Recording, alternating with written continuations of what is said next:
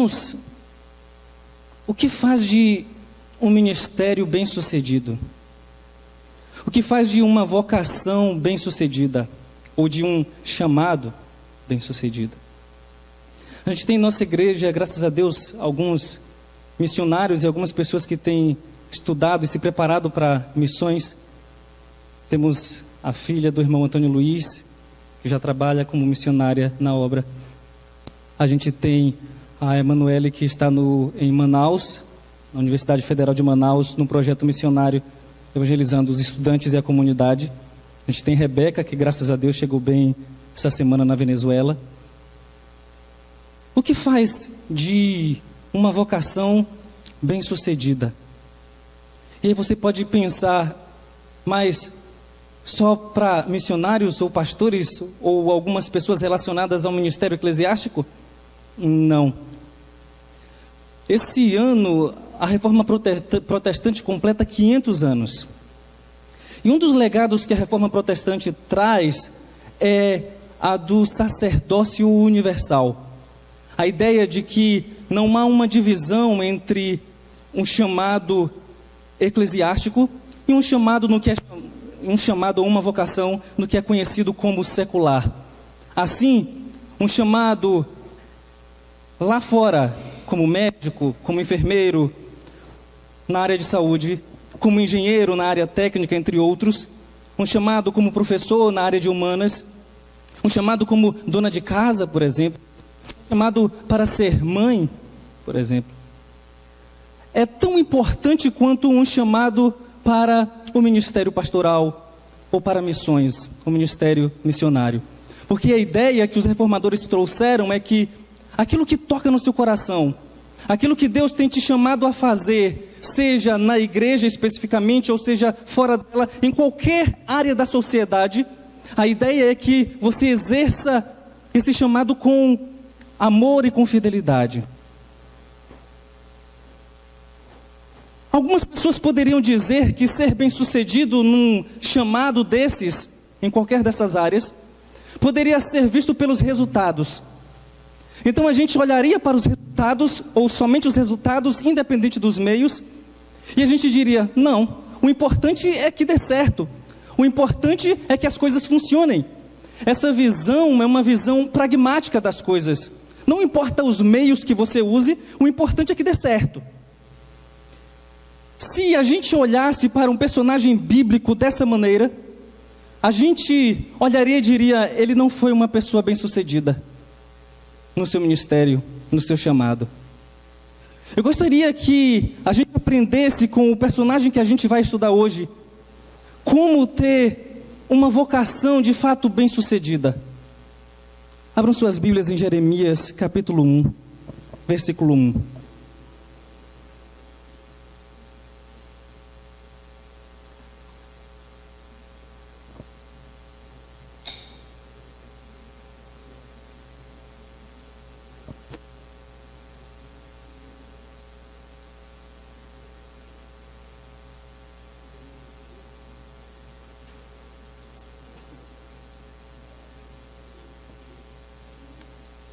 Jeremias capítulo 1, versículo 1.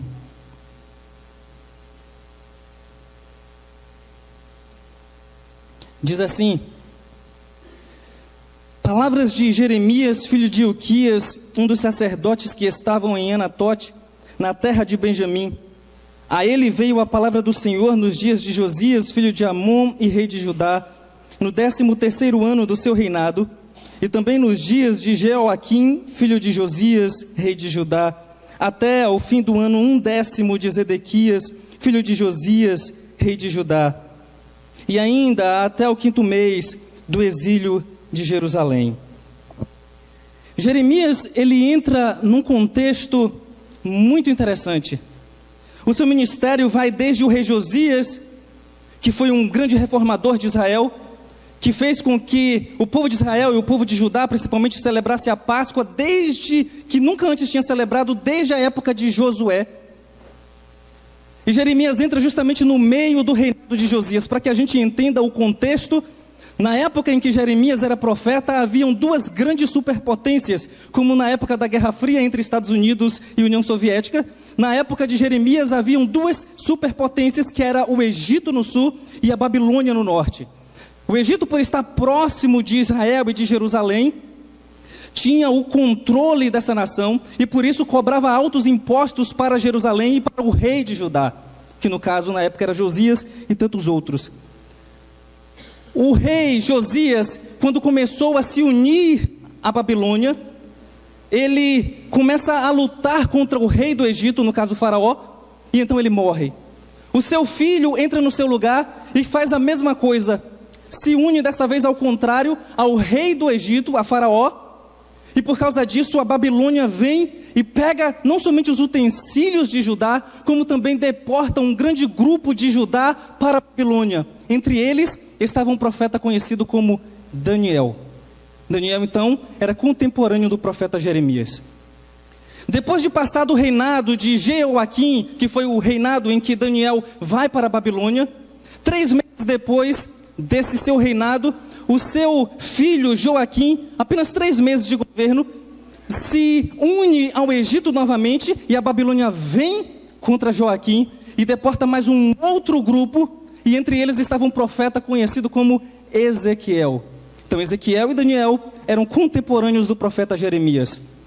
Passado isso, vem então um outro rei, e dessa vez Nabucodonosor, o rei da Babilônia, coloca um rei que fosse aliado dele, e nesse caso um rei chamado Zedequias. Esse rei, então, por ser aliado da Babilônia, por um momento tem um período de paz, até que ele se levanta novamente contra a Babilônia, se unindo ao Egito, e então o que acontece? A Babilônia vem contra Judá e destrói Jerusalém de vez. Jeremias entra justamente nesse contexto, um contexto em que Deus o chama para pregar ao povo de Judá arrependimento, pregar ao povo de Judá que eles se voltem para Deus por causa dos seus pecados que eram muito grandes. Vejam comigo o capítulo 2 e o versículo 11, capítulo 2, versículo 11 de Jeremias, que diz: houve alguma nação que trocasse os seus deuses, posto que não eram deuses?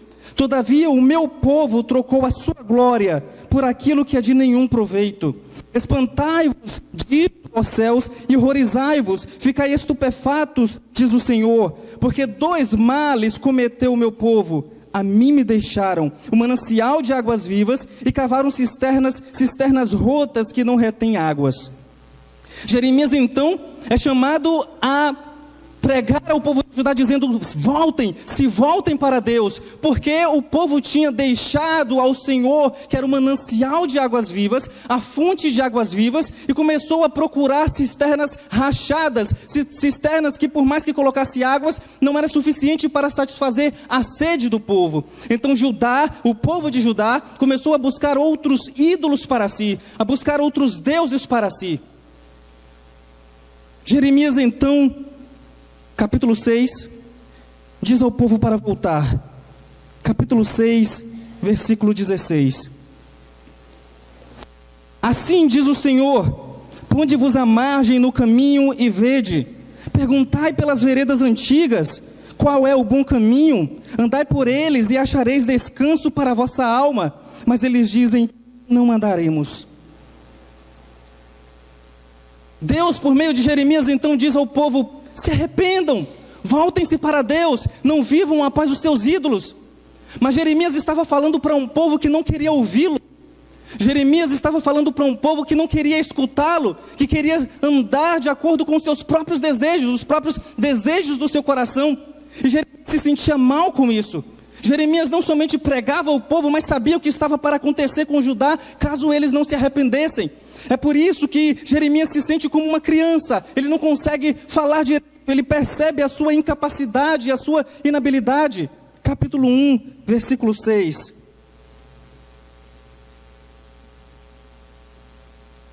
Jeremias 1, versículo 6. Então lhe disse eu: ah, Senhor Deus, eis que não sei falar, porque não passo de uma criança. Mas o Senhor me disse: não digas, não passo de uma criança, porque a todos a quem eu te enviar irás, e tudo quanto eu te mandar, falarás. O que Deus está falando para Jeremias é que: Jeremias, eu sei que você é fraco, Jeremias, eu sei que você é incapaz, eu sei que você é inábil, mas não é a sua força, e não é pela sua força que você vai fazer o que você deve fazer, não é pela sua capacidade que você deve fazer aquilo que você é chamado a fazer, mas é pela minha própria força e pela minha capacidade em você, Jeremias. Então vai, Jeremias. É preciso entender uma outra coisa muito importante nesse contexto. Alguns anos antes de Jeremias entrar como profeta, o povo passou por uma luta muito grande, em que o rei da época de Judá era chamado de rei Ezequias. Na época, o império assírio estava devastando todos os outros povos. E eles disseram: nós vamos destruir Judá também, não confie no seu Deus, ou não pense que o Egito vai te ajudar. Só que na época, Ezequias era uma pessoa que temia a Deus, era um homem temente a Deus, então ele se prostra diante de Deus. E na época o profeta era o profeta Isaías. Ele se prostra diante de Deus, juntamente com Isaías, juntamente com todo o povo, em arrependimento e em fé. E Deus honra isso. Então toda a Síria, ou todo o grupo de Assíria que estava para se levantar contra Judá, é destruído. Depois disso, passou-se uma ideia em Judá, passou-se uma ideia em Jerusalém, de que aquela cidade nunca mais seria destruída. Passou-se uma ideia de que enquanto o povo tivesse o templo, eles não seriam destruídos. Enquanto o povo tivesse o templo, eles poderiam fazer o que quiser, que nada ia impedir ou nada ia fazer com que a cidade fosse destruída, porque Deus disse. Então vocês veem no capítulo 7, Deus falando por meio de Jeremias. Jeremias capítulo 7, versículos 3 e 4. Assim diz o Senhor dos Exércitos, o Deus de Israel: emendai os vossos caminhos e as vossas obras, e eu vos farei habitar neste lugar. Não confieis em palavras falsas, dizendo: templo do Senhor, templo do Senhor, templo do Senhor é este. Versículo 9. Que é isso? Furtais e matais e cometeis adultério e jurais falsamente, queimais incenso a Baal e andais após outros deuses que não conheceis, e depois vindes e vos pondes diante de mim nesta casa que se chama pelo meu nome, e dizeis: estamos salvos. Sim, só para continuardes a praticar estas abominações.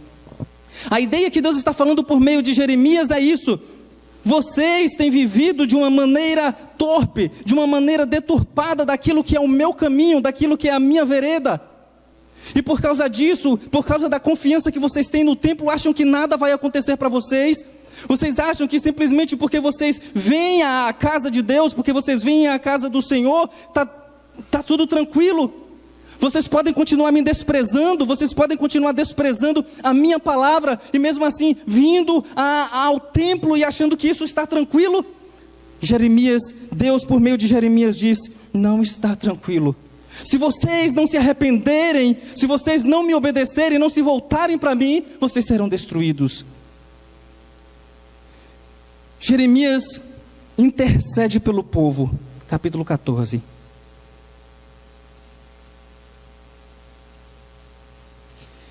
Jeremias então intercede pelo povo, porque percebeu que o povo não iria se arrepender. Jeremias capítulo 14, versículo 19. Acaso já de todo rejeitaste a Judá? Ou aborrece a tua alma a Sião? Porque nos feriste e não há cura para nós. Aguardamos a paz e nada há de bom. O tempo de cura e eis o terror. Versículo 21. Aqui Jeremias fala ao Senhor: não nos rejeiteis por amor do teu nome. Não cubras de opróbrio o trono da tua glória. Lembra-te e não anules a tua aliança conosco. Acaso haverá entre os ídolos dos gentios algum que faça chover?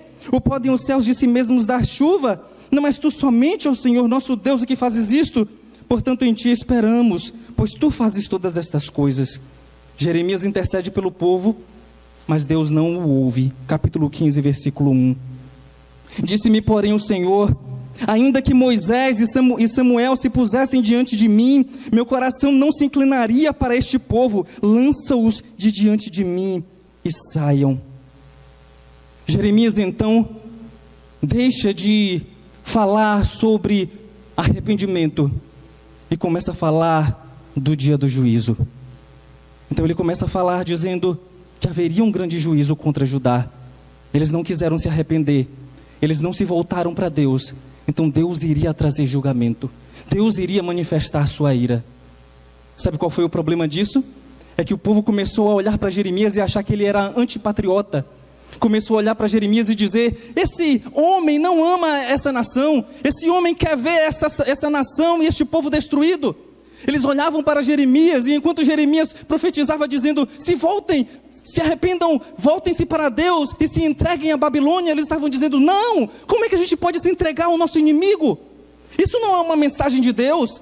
Os outros profetas estavam dizendo: não, se vocês lutarem contra a Babilônia, vocês vencerão. Só que Jeremias sabia que aquilo era uma mensagem falsa. Jeremias sabia que aquilo era uma profecia falsa. E por isso ele dizia: não, se entreguem à Babilônia, porque por meio dessa entrega vocês de fato viverão. Parece muito estranho isso. Se entregar ao inimigo seria a maneira de viver.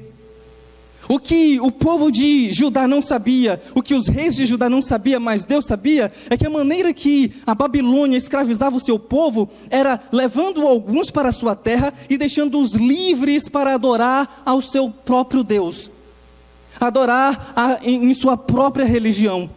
Então quando Deus diz: se vocês se entregarem à Babilônia, vocês viverão, Ele estava dizendo: se vocês se entregarem à Babilônia, eles não sabiam disso, mas a Babilônia permite que vocês me adorem de uma maneira livre.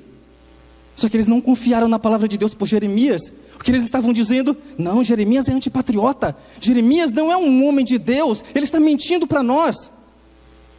Então Jeremias é perseguido, Jeremias é colocado num tronco, ameaçado de morte e açoitado. Capítulo 37 de Jeremias.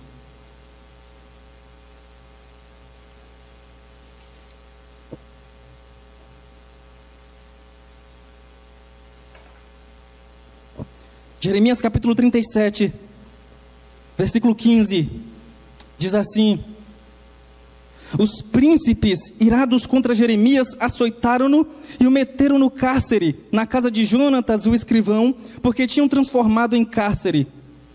Tendo Jeremias entrado nas celas do calabouço, ali ficou muitos dias.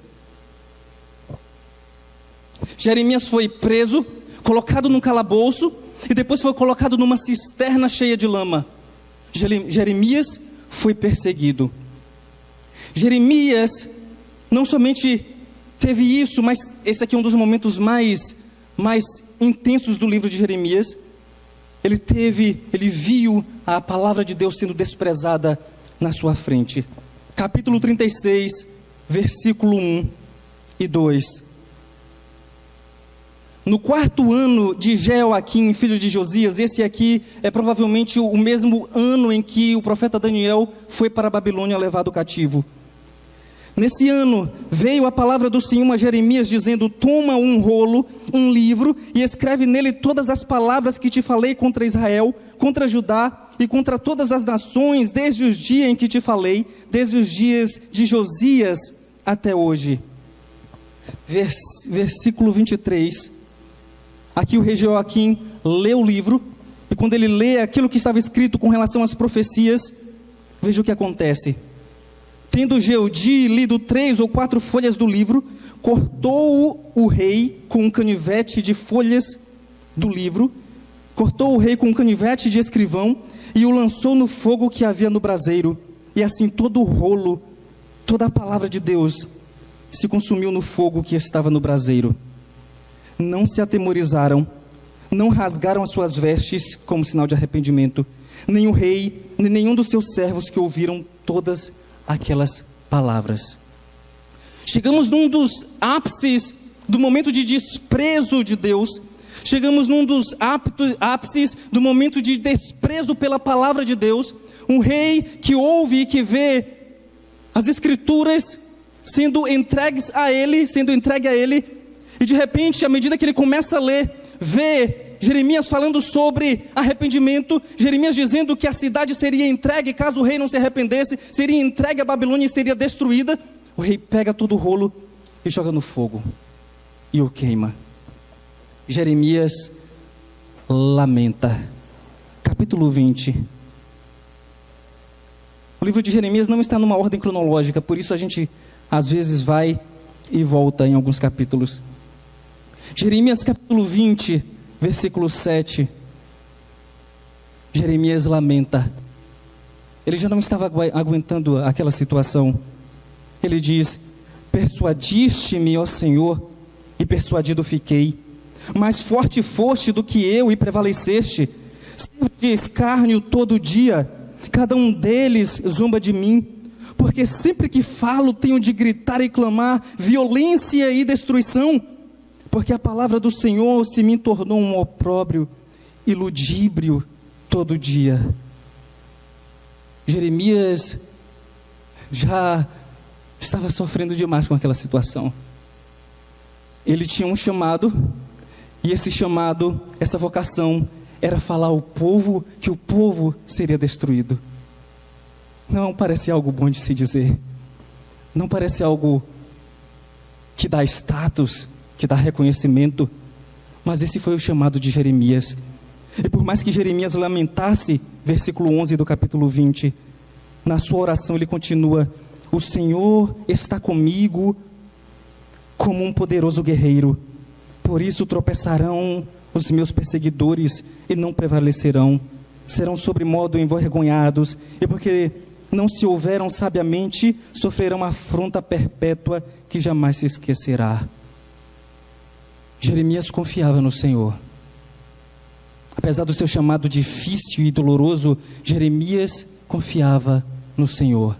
Confiava que o seu guerreiro divino lutaria por ele. Se a gente olha para essa história de Jeremias, alguns poderiam dizer, pelos resultados que se tem aqui, que Jeremias não teve uma vocação ou um chamado bem-sucedido. Mas o sucesso do chamado de Jeremias não estava no seu reconhecimento. O sucesso do chamado de Jeremias estava na sua obediência. Estava na sua obediência. Todos nós que temos uma vocação, pode não ser uma vocação ou um chamado eclesiástico em que se refira diretamente às coisas relacionadas à igreja, mas todos vocês que têm o seu coração batendo por algo, esse algo que Deus colocou no seu coração, o que faz com que você seja bem-sucedido não é o reconhecimento das pessoas. O que faz com que você seja bem-sucedido é a sua fidelidade a Deus. Você tem sido fiel no seu chamado? Você tem sido fiel naquilo que Deus colocou em seu coração para fazer? Ou você tem corrido como muitas pessoas? Ou você tem fugido com medo?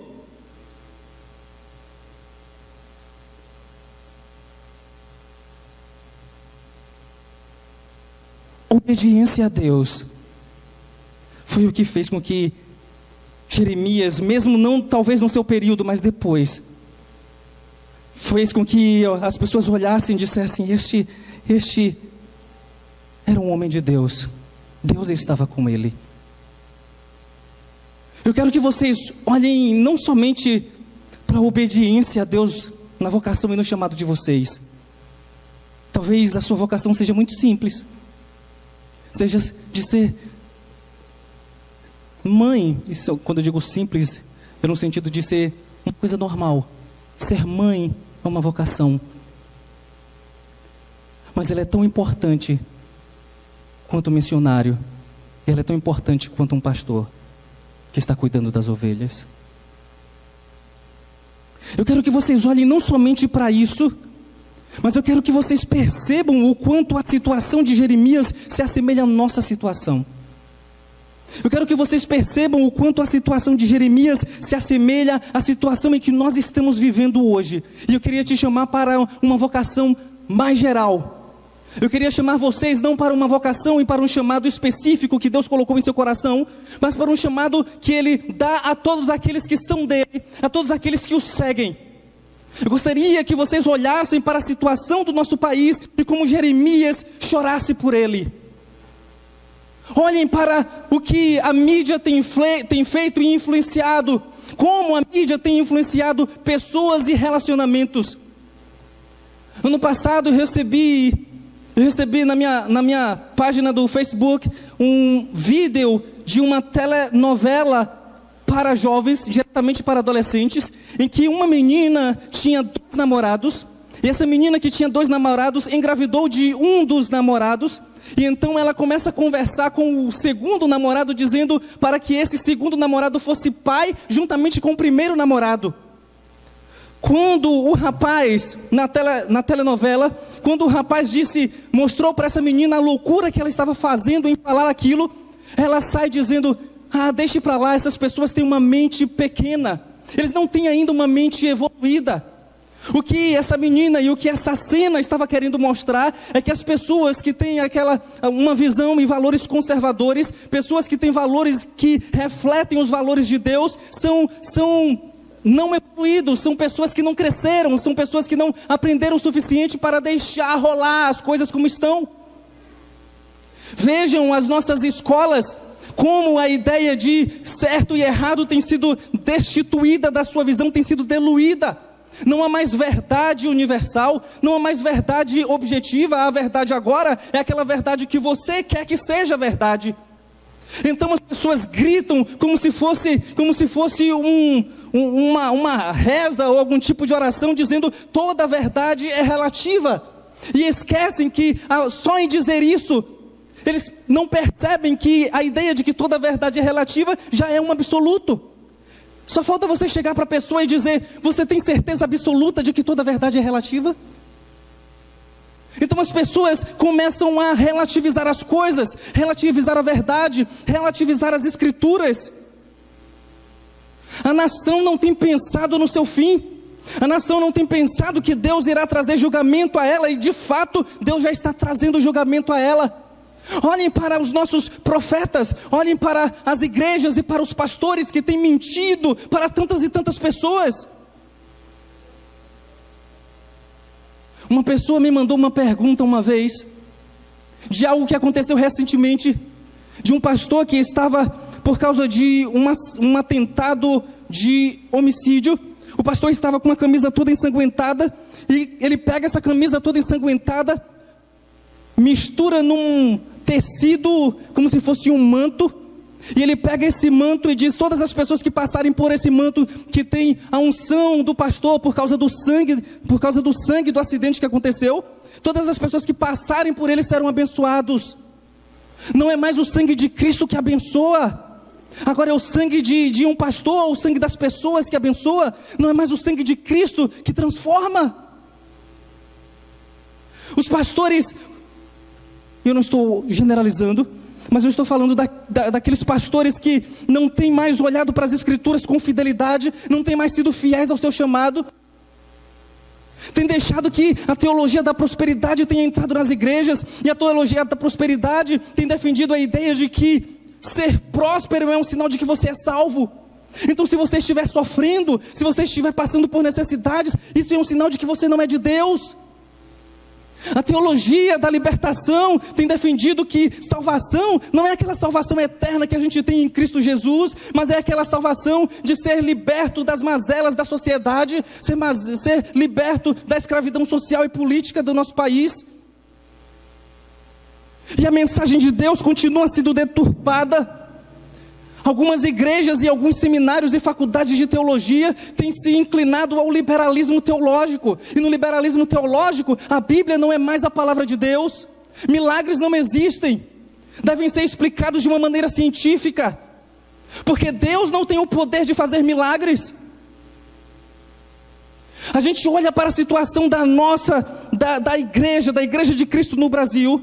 A gente olha para a situação do povo no Brasil, como eles têm desprezado a Deus, como eles têm jogado Deus de lado ou de costas, e têm vivido como Jeremias no seu tempo, ou como o povo no tempo de Jeremias, e o povo no tempo de Juízes, em que cada um fazia o que era bom aos seus próprios olhos, e as pessoas têm esquecido de Deus.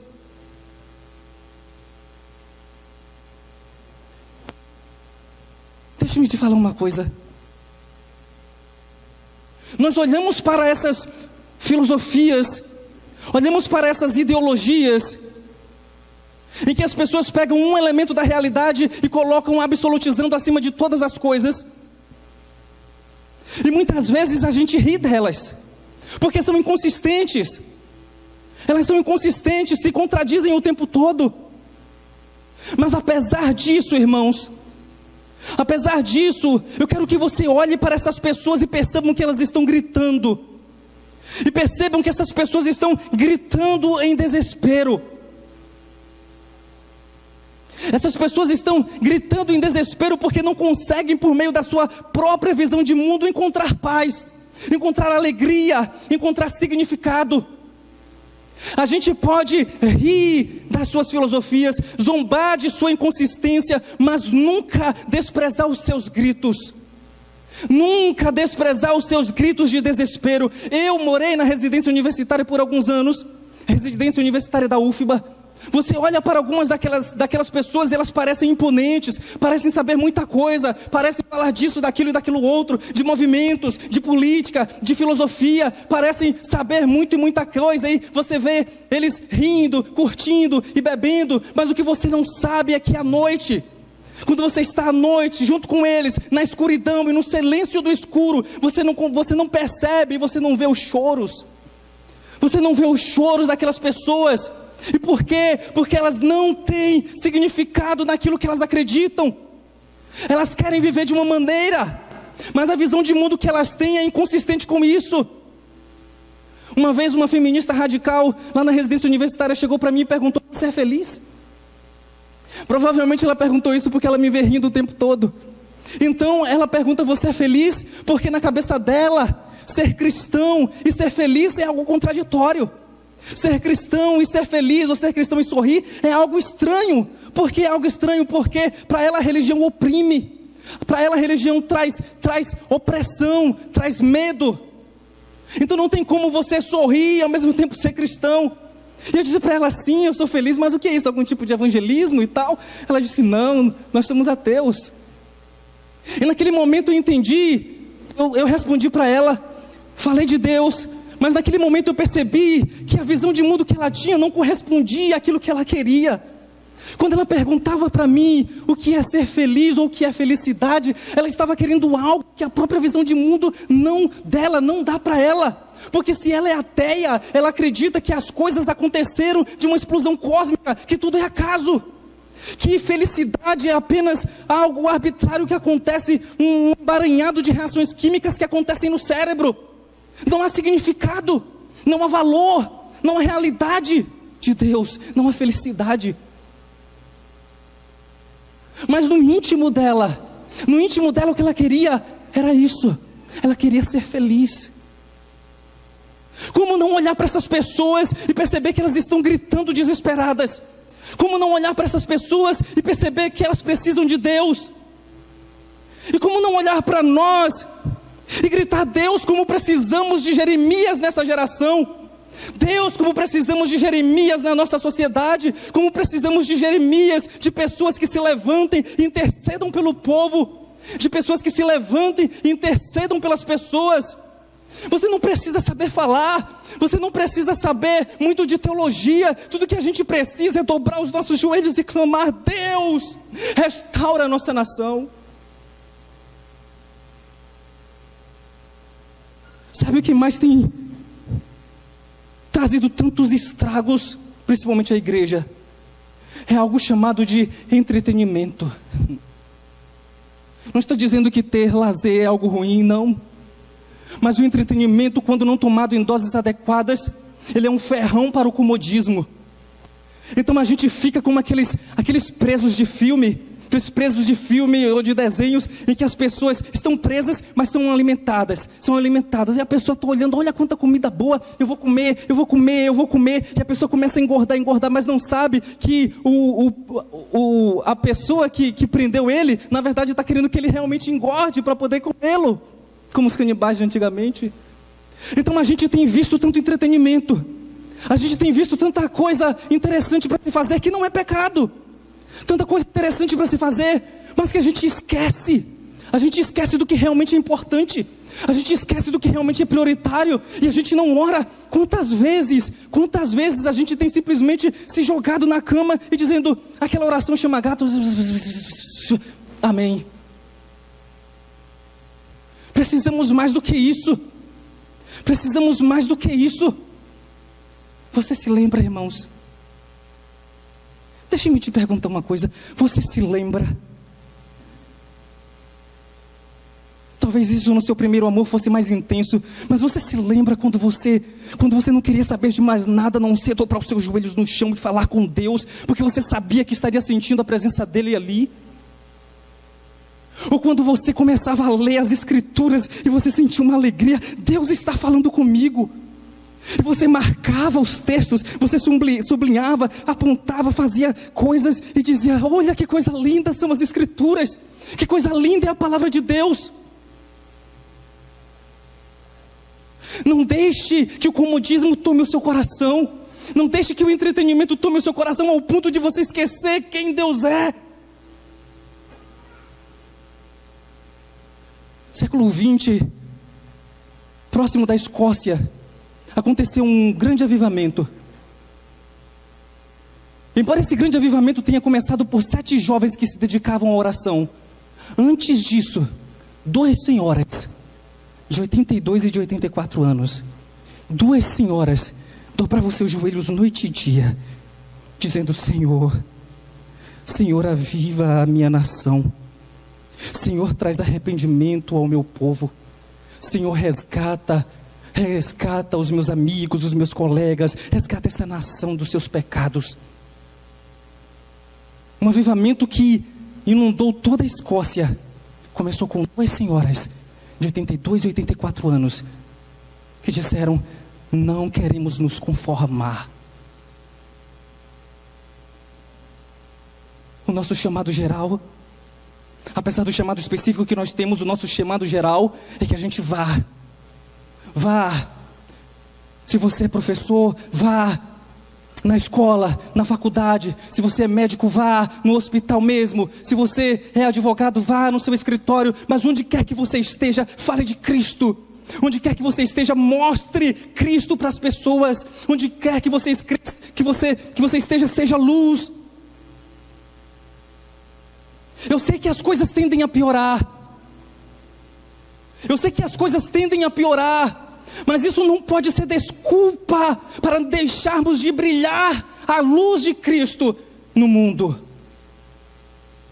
Às vezes é preciso dizer como Leonardo Gonçalves, quando ele canta: Senhor, eu quero brilhar por Ti quando o mundo se apagar. Eu quero que através da minha vida alguém possa Te enxergar. Faze com que mesmo sem palavras eu fale do Teu amor. Eu quero brilhar por Ti, brilhar onde quer que for. Deus te chama para ser luz. Deus te chama. Não importa se as pessoas vão rir de você. Não importa se as pessoas vão zombar de você. O que você vai falar é algo que eles não têm e que eles precisam. Um dia a gente estava evangelizando na Politécnica e algo me chamou muita atenção. A gente estava evangelizando e 2 colegas meus foram evangelizar um rapaz. E eles chegaram meio acanhados, falando de Jesus assim e tal. O rapaz olhou para eles e disse: vocês são cristãos? E eles disseram: sim. Então fale como alguém que é embaixador de uma verdade, e não com medo, tremendo como você está aqui. Um cristão disse isso para ele: fale como embaixador de uma verdade, da verdade de Cristo que transforma. Fale como embaixador de uma verdade que muda a vida das pessoas. E como você sabe disso? Porque mudou a sua. Eu não sei falar, você pode dizer isso, mas tem algo em você que somente você pode compartilhar com outras pessoas. O seu testemunho. O seu testemunho. Só você sabe o que Deus fez em você. Só você sabe quem você era e o que você é agora por causa de Cristo. Você pode compartilhar, nem que seja isso para as pessoas. Fale de Cristo.